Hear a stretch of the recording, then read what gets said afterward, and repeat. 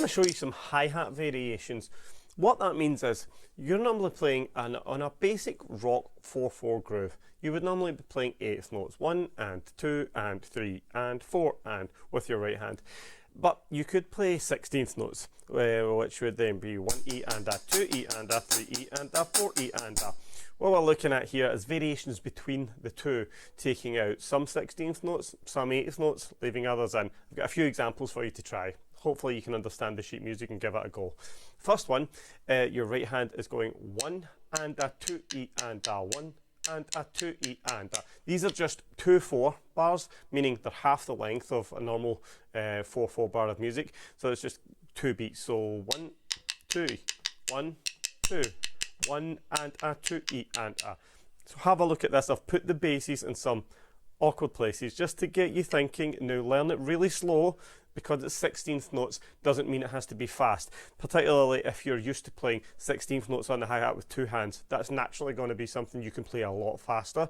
When you're playing it with 1 hand, you'll see it a lot in funk, R&B, lots of different genres like that, and you're going to have it at different speeds. It doesn't always necessarily have to be really, really fast, especially with 1 hand. So have a look at the notation on the screen and see if you can follow this.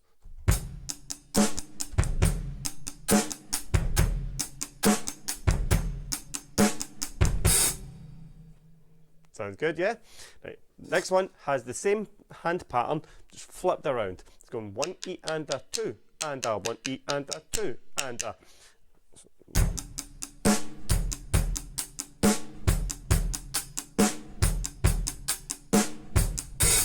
Now, a tip with 16th notes.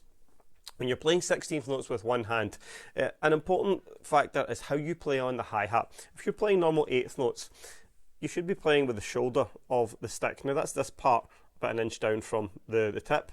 Regardless of what kind of stick you've got, it probably is natural to play with the shoulder of the stick.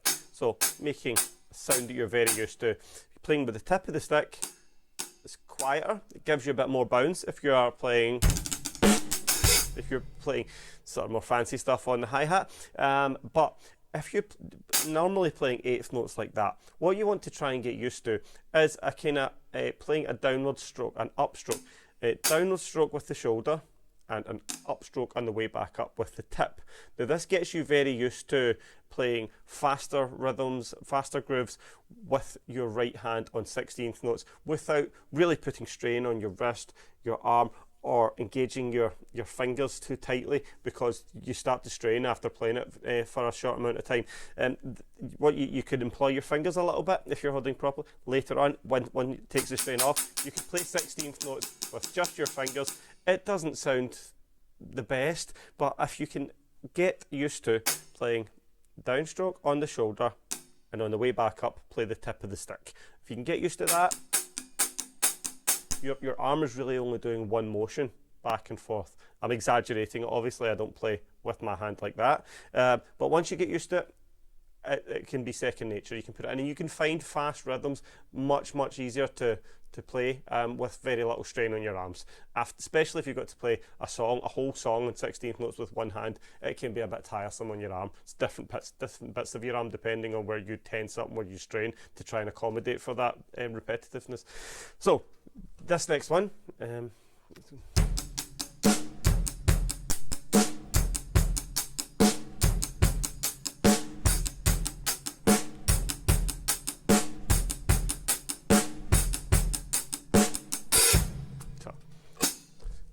that's fun. Right, so this next one has the same hand pattern, 1 E and a, 2 and a, 1 E and a, 2 and a, but we've got a few extra basses in, and I'm putting a bass in the only place where your right hand is not playing.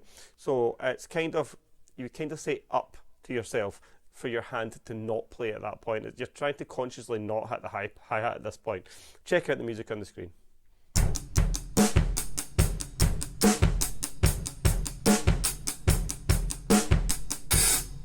Yeah, it's a little bit tricky. Practice it slow, play it as many times as you have to, and you'll get used to it. Right, the next one I've got, we're trying to, you're putting your right hand, on the second part of the bar, you're putting your right hand in a place you've already tried this, and the bass has been in the same place in the previous exercise.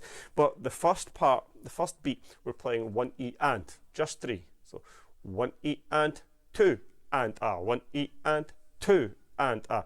So give us a go.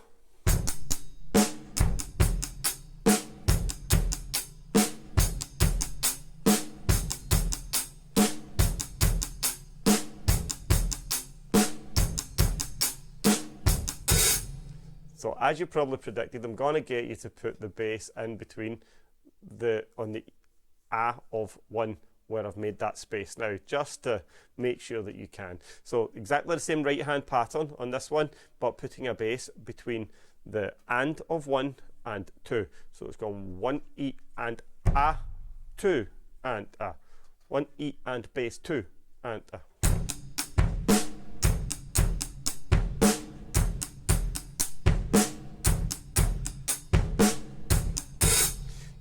Moving these hi-hat patterns about can be quite beneficial, can make you sound much more interesting.